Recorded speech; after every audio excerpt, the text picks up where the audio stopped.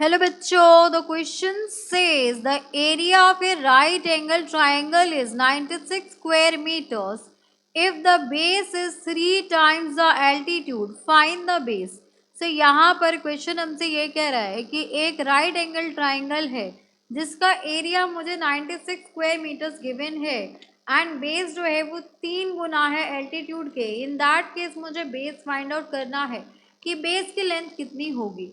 तो इस क्वेश्चन को सॉल्व करने के लिए हम यहाँ पर की कंसेप्ट यूज करने वाले हैं. That is the formula of area of triangle. So we know that area of triangle is given by half into base into altitude. तो अब अगर मैं बात करूं तो यहाँ पर गिवन है कि base is 3 times of altitude. So हमें लेट करना होगा एल्टीट्यूड को. So let the length of altitude is equals to x meter. So length of base will be equals to 3x metre हो जाएगा बिकॉज बेस जो है वो 3 times of altitude है. अब यहाँ पर हम सीधा एरिया के फॉर्मूला में वैल्यूज पुट करेंगे.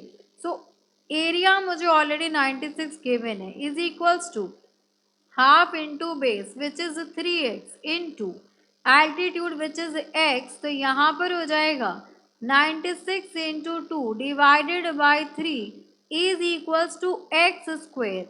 अब मैं यहाँ पर अगर डिवाइड कर दूँ 3 से, सो 3 3 ज़ा 9, 3 2 ज़ा 6.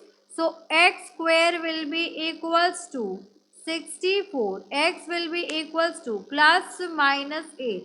And we know that length can't be negative. Length negative नहीं हो सकता.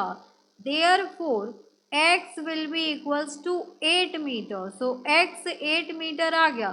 तो यहाँ से हम कह सकते हैं length of base will be equals to 3 multiplied by 8, that is 24 meter.